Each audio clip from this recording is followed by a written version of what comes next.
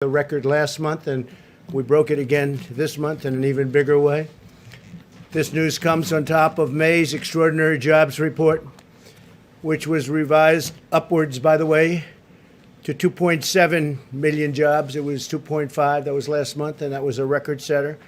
But it actually got a little bit better. We revised it. It was revised upward to 2.7 million jobs for a combined total of 7.5 million jobs created in the last 2 months, and that's a record by many millions of jobs. So it's 7.5 million jobs created in the last 2 months alone.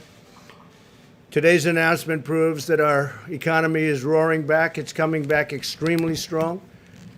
We have some areas where we're putting out the flames or the fires, and that's working out well. We're working very closely with governors, and I think it's working out very well. I think you'll see that shortly. In June, we added 2.1 million leisure and hospitality jobs, 740,000 retail jobs, 568,000 education and healthcare jobs, 357,000 service jobs. These are all historic numbers. And 356,000 manufacturing jobs. And manufacturing looks like it's ready to really take off at a level that it's never been before. And a lot of that has to do with our trade policy, because we're bringing manufacturing back to our country. And these take a long time to get going, and they're now going. So these are historic numbers. I'm really happy when I see 356,000 manufacturing jobs, and that's just a small number compared to what it will be soon because of our great trade deals. African American workers, really happily for me, made historic gains with 404,000 jobs added last month alone, and that's a record. And the second largest jump will be last month. And what we have, if you add the 2 months together, it's 700,000 jobs for African American workers added in the last 2 months, and that's a record by a lot. Likewise, Hispanic employment is up by 1.5 million jobs, a record by a lot. Hispanic employment up 1.5 million jobs. 3 million more women were employed in the month of June, a record. Never had a number like that. Workers with a high school education or less made the biggest strides of all. So people that have just a high school education or have less than a high school education. With unemployment, those without a high school diploma dropped a full 3.3 percentage points. That's the largest drop in recorded history. 80% of small businesses are now open, 80%. And we think we're going to have some very good numbers in the coming months because others are opening. And especially as we put the flame out, getting rid of the flame, it's happening. New business applications have doubled since late March. That's a number that is not even thinkable to achieve this early into a pandemic. The latest ISM manufacturing report rose 10 percentage points, with new orders jumping a remarkable 25 percentage points, all a record. Consumer confidence, which is great, that's a great number to me because that means confidence is really good. If you don't have good consumer confidence, it's like life. If you don't have confidence, you're not going to do very well. Consumer confidence has risen 12 points since April, and 6-month job expectations hit the all-time high. So think of that for a second. With all we go through, with all of the trials and tribulations that we read about every night, much of it totally fake news, fortunately. And if the consumer didn't get it, you wouldn't have good consumer confidence. We have consumer confidence has risen 12 points since April, an all-time high. Think of that. Retail sales surged an astonishing 18%. So retail sales went up an astonishing 18% in May. That's the largest increase in the history of our country. That's a tremendous number. 18%. The number of, and what it means to me is jobs. The number of unemployed Americans re-entering the labor force rose by 43%. And fewer workers are dropping out of the labor force than before. And the crisis is being handled. You know, if you look, we were talking this morning, something to think about. China was way early, and they're getting under control just now. And Europe was way early, and they're getting under control. We followed them with this terrible China virus, and we are likewise getting under control. Some areas that were very hard hit are now doing very well. Some were doing very well, and we thought they may be gone, and they flare up, and we're putting out the fires. But other places were long before us, and they're now, it's a life. It's got a life. And we're putting out that life, because that's a bad life that we're talking about. But all of this suggests that workers are confident about finding a new job. The stock market is soaring with the best gains in over 20 years. In the second quarter, the Dow Jones increased 18%. This is in a quarter, 18. These are not numbers that people have heard about. It's the best in 33 years. The S&P 500 increased by almost 20%, the best since 1998 for the quarter. And NASDAQ increased over 30%, the best since 1999. And we had a 50-month, if you look over a long period of time, a phenomenal number. But if you look since the election, we've gone up. The Dow went up close to 45%. The S&P 500 went up 47%. And NASDAQ Composite went up getting close to 100%. So these are numbers that are not numbers that other presidents would have, and they won't have it. The only thing they can kill it's a bad president or a president that wants to raise taxes. You want to raise taxes, this whole thing, your 401ks will drop down to nothing, and your stock market will drop down to nothing. This is not just luck, what's happening. This is a lot of talent. All of this incredible news is the result of historic actions my administration has taken working with our partners in Congress to rescue the U.S. economy from a horrible event that was formed, took place in China, and came here, and they could have stopped it. They could have stopped it. Nobody likes to write that, but they could have stopped it. They know it, and I know it. Through the Paycheck Protection Program, we've extended over $520 billion in loans to nearly 5 million small businesses, saving and supporting the jobs of tens of millions of American workers. This has been a tremendous success, levels that nobody's ever seen before. But we saved all of those jobs and all of those small businesses, and some will be large businesses soon, perhaps. We also rushed urgently needed relief to millions and millions of hardworking taxpayers. They got that directly, and we're working on a phase 4. We're working with Congress. That work has started. Steve Mnuchin can give you a little briefing. Talking about payroll tax cuts. We're talking about more money being infused. And it comes back to us. It comes back. It's all coming back. It's coming back faster, bigger, and better than we ever thought possible. These are the numbers.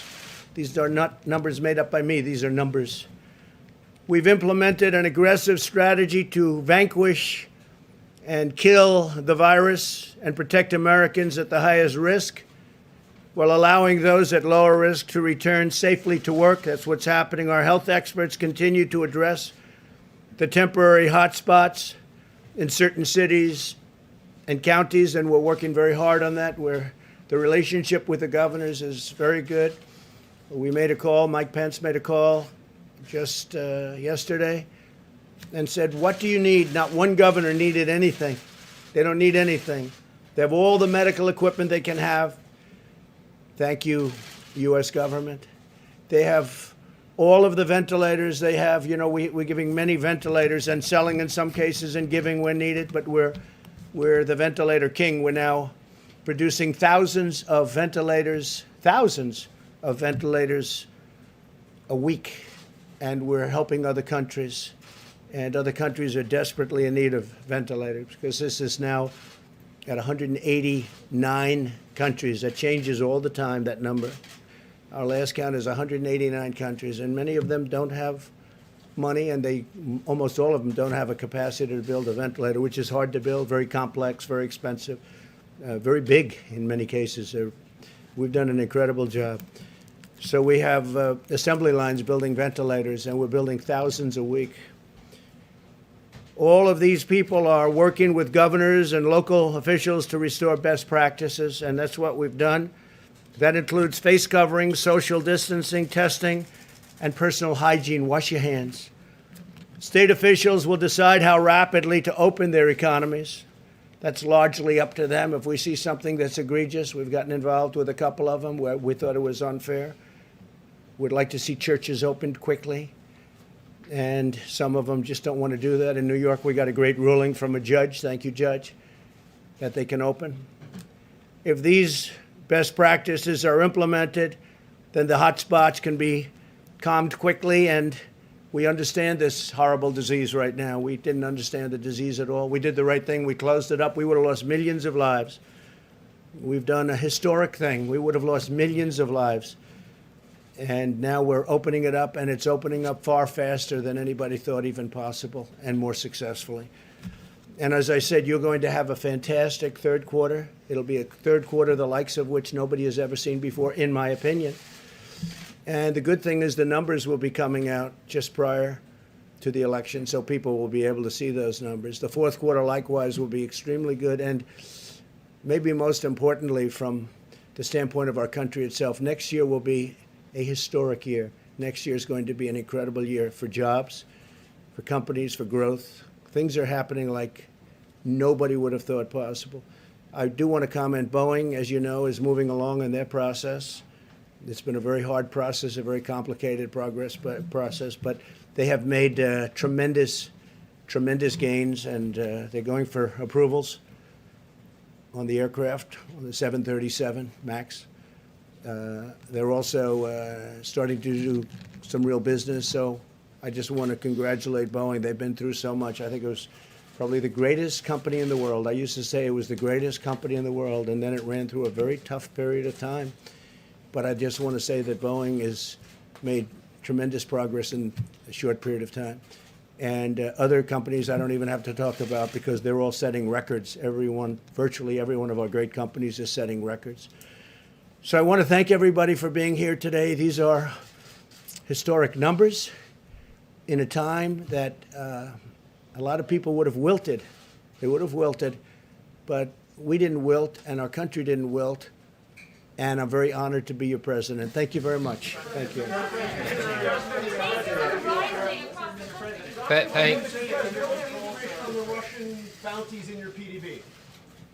So let me just make some additional comments. And first of all, we couldn't be more pleased with the results today. Again, between this month and last month, that's about 8 million jobs, 8 million people we put back to work because of the CARES Act and working with Congress.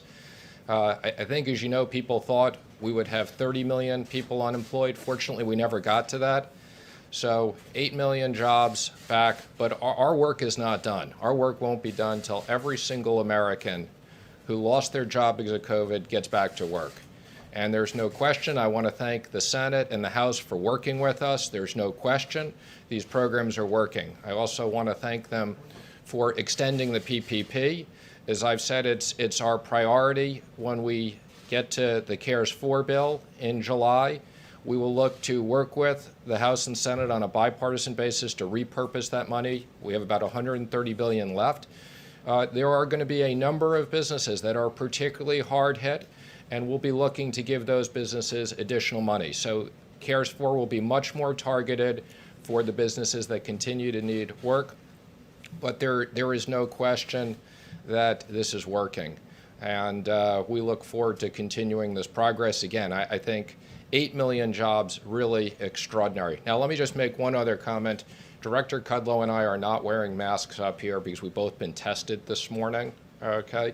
And that's the only reason, but even with that, we did social distance, so I'm pleased to see you're all wearing masks. I'm gonna let Director Kudlow make a few comments, and then we'll both be happy to take questions. Thanks, Stephen. Just briefly, underscoring these high-frequency indicators. You know, it's a difficult thing to do. We haven't had much experience with these pandemics, but I will say this. The Apple Mobility Index is a very important index. It's literally a real-time daily indicator, and we're not seeing any declines. It's still strengthening, even, I might add, in some of the southwestern states, which have difficult hotspots. Housing demand and housing surveys are just soaring.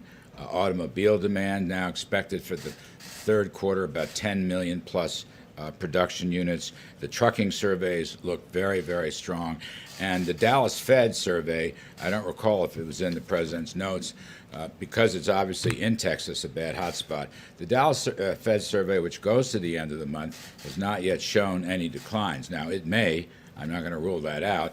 And I would say, as a general matter, these job numbers, as good as they are erasing a third to a half of those who are unemployed, there's still a lot of hardship and a lot of heartbreak in these numbers. I understand that. And the economy is on its way back. We have a ways to go. I will, however, continue to reference the Congressional Budget Office, which is looking for a very strong third quarter and second half, and a number of private surveys and private forecasters who see the same story on the V-shaped recovery. And with good policies and leadership, 2021 can be a big bang year, and we will be able to get back to the peak levels of 2019. So I believe we're well positioned. I think we have a lot more work to do. I get that. And as Stephen mentioned, we'll see how the policy discussions go later this month. Thanks. Sure, go ahead. Mr. Secretary, are you concerned to see new unemployment claims rising? We're at 1.4 million layoffs last week, and that number is actually going up, not going down. Are you concerned about that? Well, let me just say again, I want to just say we're going to be concerned till every single person is back to work. Now, when you look at these numbers, I think it's tough enough to predict economic numbers in normal times. In these times, you have to look at all these numbers in the entirety.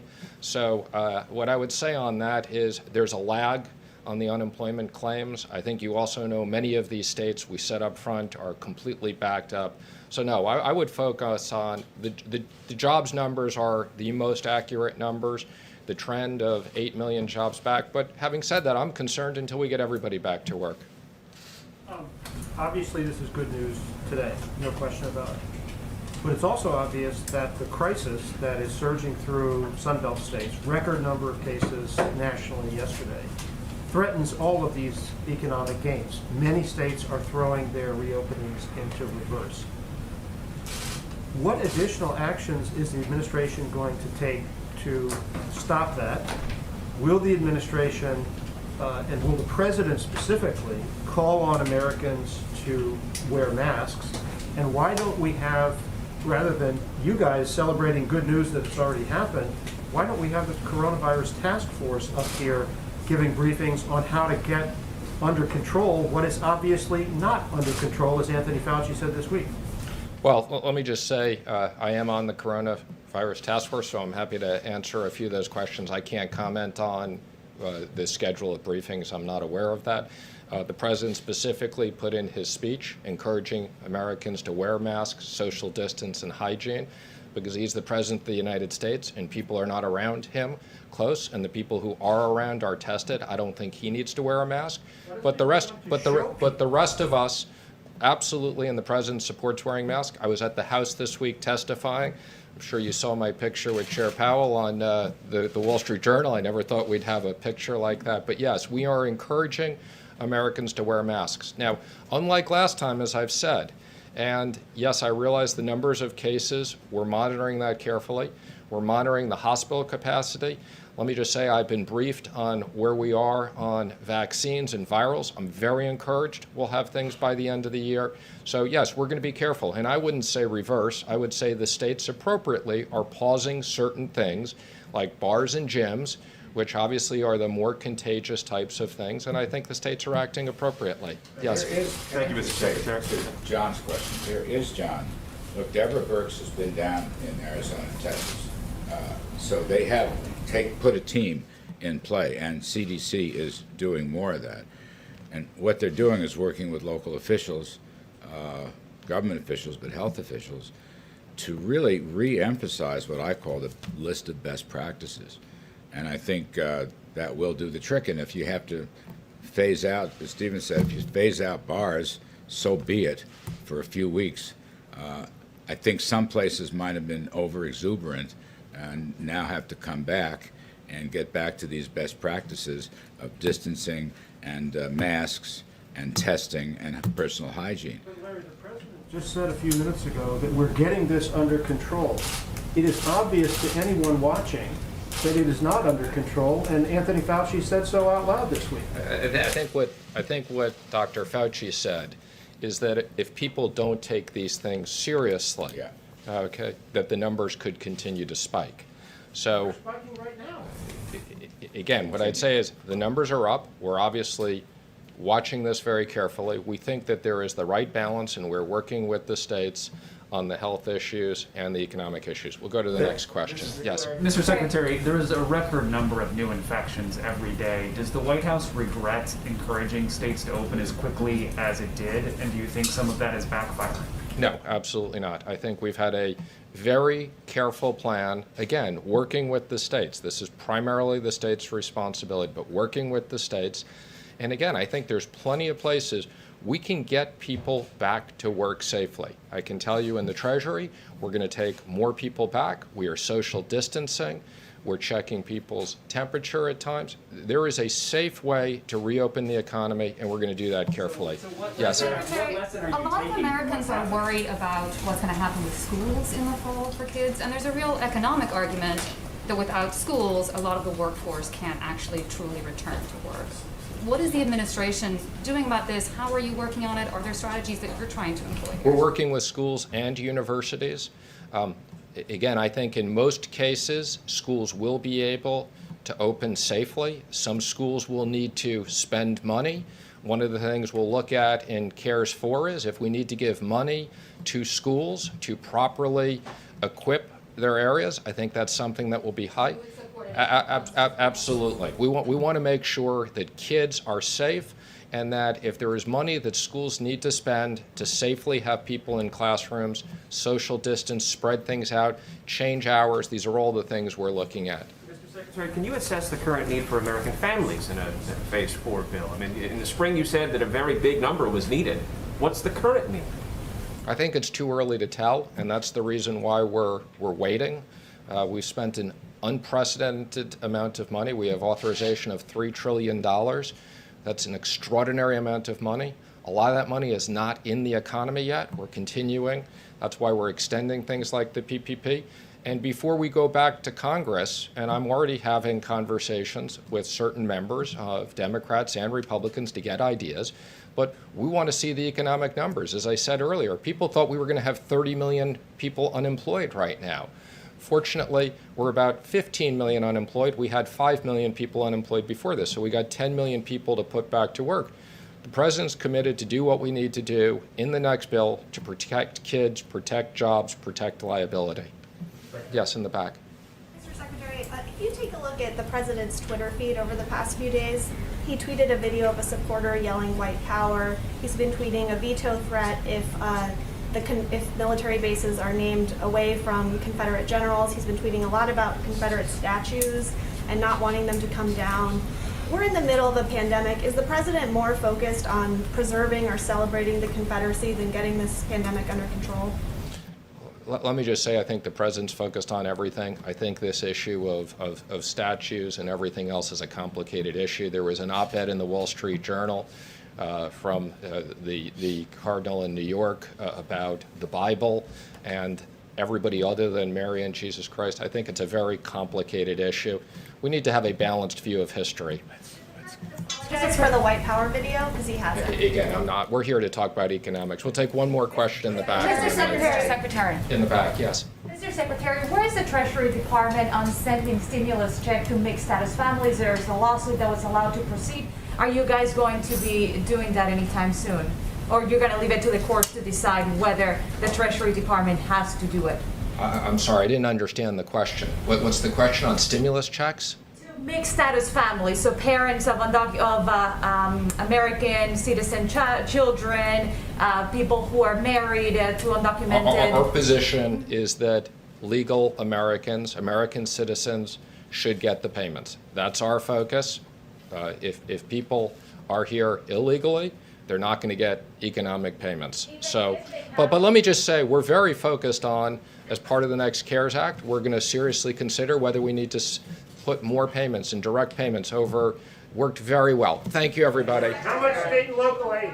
How much aid for state and local?